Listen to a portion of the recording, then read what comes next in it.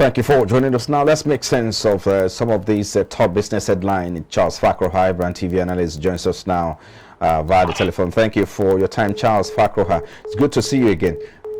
I guess we lost Charles Fakroha there, but we'll quickly take a break now. I guess straight to business of the day. As the first talking point of what we'll be looking at is the fact that in 8 years of this administration of President Buhari, the administration has borrowed up to, or the loan has risen to around 209%. That's almost around $4 billion that the federal government has borrowed. But we'll quickly take a break. When we return, we'll get into the conversation in NS. We'll be back in a moment. Stay with us.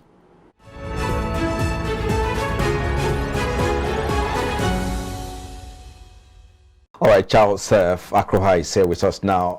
Talk to us, Charles. Good to see you again. I was going to ask you what your take is on the fact that the federal government's borrowing from China has grown by 209.15% under the administration in 7 to 8 years now. So this is because as a result of the total bilateral loans, which has risen by 219.91% from $1.58 billion as of June 2015 to $5.07 billion as of December last year. Talk to us about the implication of this. Yeah, thank you very much. We know that when this administration came into power in 2016, they came with a lot of promises, and of course, they partnered with China, and of course, the loan that China has been advancing to the country, one will say from a professional point of view, it is not bad, because you look at the conditions of the loan.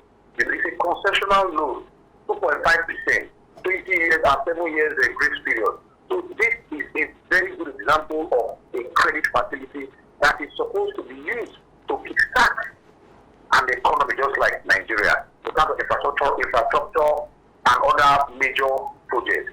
Then the issue now is this money, when it comes to Nigeria, are they being used properly?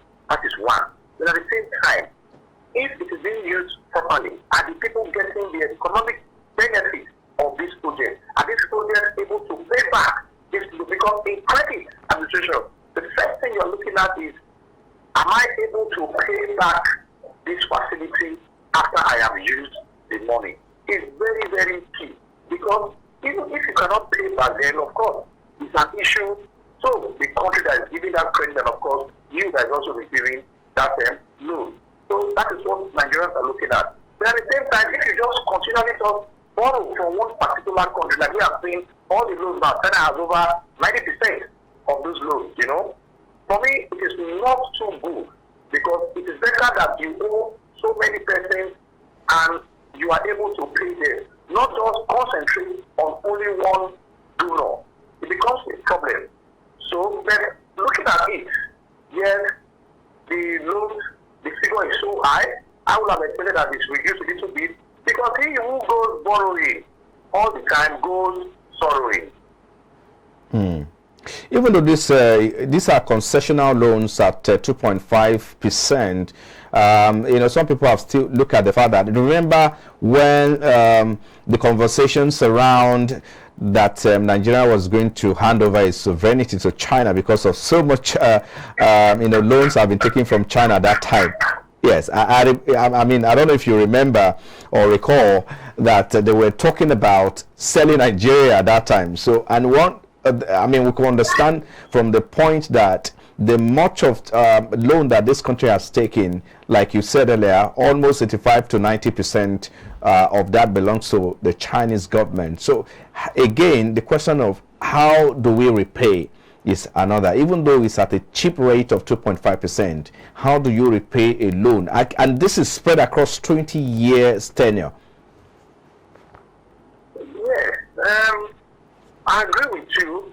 You know, at the point in time, we even use it as a joke. And the time will come, the Chinese government will just come and take over some national infrastructure, maybe the port, our oil wells, and all that, just to recover their money. They're looking at it critically. I don't see it getting to that level, because the Nigerian government will not get to that level where we will not be able to pay back at the same time. The Chinese government will not come and take over some of our assets, you know. So, and that's the more reason why this incoming administration should sit down very well and see how some of these debts, of course, if they are not up to 20 years for now, they can start paying. And the only way we can begin to do that is to increase our revenue. We cannot continue to be dependent on China to give us loans to build our infrastructure. It is no longer possible. Yes, one or the other, we need assistance from some of these nations, but at the same time, we need to build our revenue base so that we reduce these facilities that we take from China and other developed world. Charles, I want us to talk a little about this before we, go into other conversations. There are just, mere, let's say, simple economic understanding that every Nigerian will have to be paying from their pocket. That every single one naira owed by Nigerian government, it will definitely come from the pocket of average Nigerian on the street. Talk to us about this. Let's help us understand this. Yes, it is true, because the revenue in the first place that Nigeria is getting belongs to all Nigerians. The tax we are paying from the Nigerians that are paying this tax.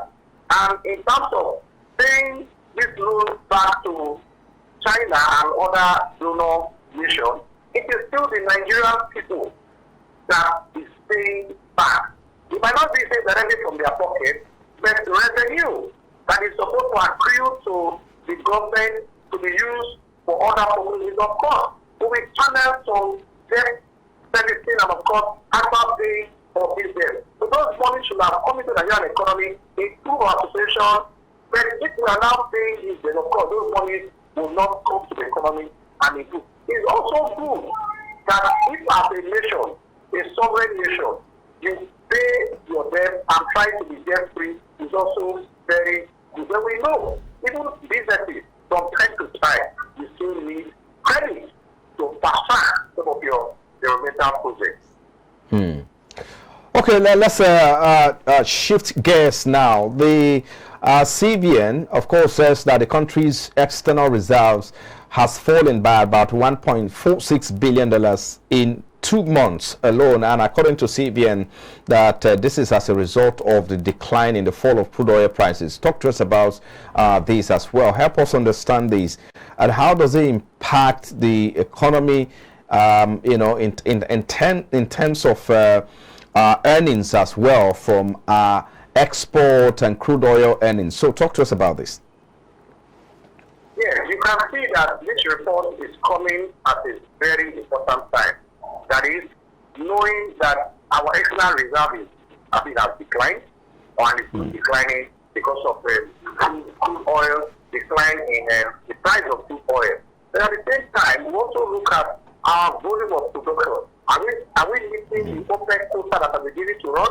At the same time, if we are not meeting that, of course, that's a result of the oil theft. Our revenue is now being reduced. And of course, when that happens, you will see that, yes, the external reserve will also be reduced. Now, the implication here is it affects the value of our currency. Because if your external reserve is high, is going up, and of course, that gives a boost to your local currency.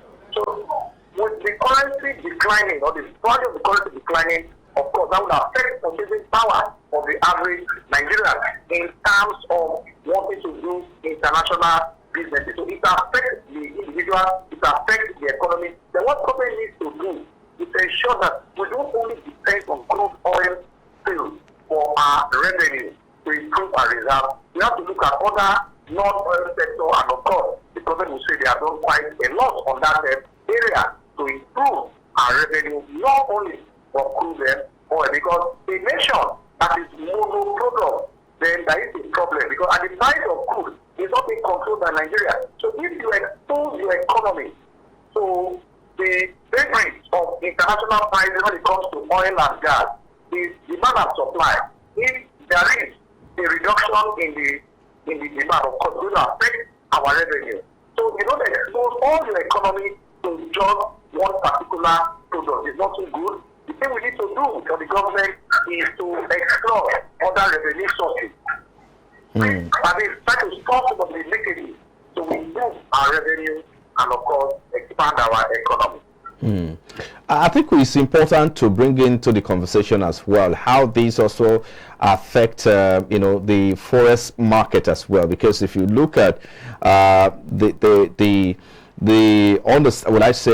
meaning of that is also that our forex earnings is also declining, because if you don't earn enough, it will affect the external reserve as well. So talk to us how these also affect, because I know that the RT 200 is there where the CBN came up with that scheme so that banks can also source for their own forex as well. But today it looks like even the banks do not even have forex, and when it comes to earning this forex, you don't even have it anymore. Remittances have also reduced, has also declined in past month as well. So talk to us about how we can also address this one. Perhaps the CBN needs to wake up a little bit and maybe change its approach to how some of the monetary policy tools can be reviewed. Yes, you mentioned the R200 policy, which is to encourage export and our own revenue. Yes, that policy was on, and of course we saw some of the impact of that policy. Yes, for you to improve your external reserve, your currency, you need to export more so that you earn in foreign currency. That was a real problem, and of course we are not earning so much. That is affecting Nigerian currency. What CBN needs to now do is, like you have said, to re-strategize and see that other sources of foreign earnings are encouraged so that we will earn more. Encourage export.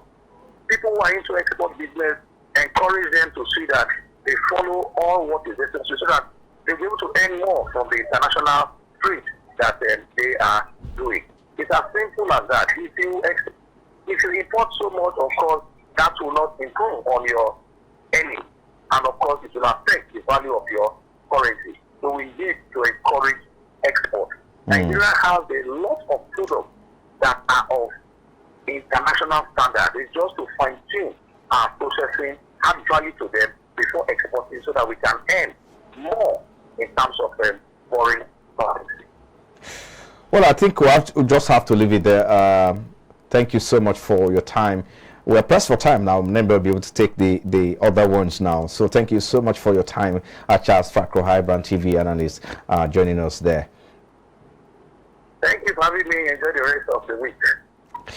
And you too. All right, we'll take a break now. When we return after this break, we head straight to taking a look at the equities market performance in the first quarter of the year, and we focus on what exactly drove the first quarter performance, and as we put an eye on the second quarter in the market.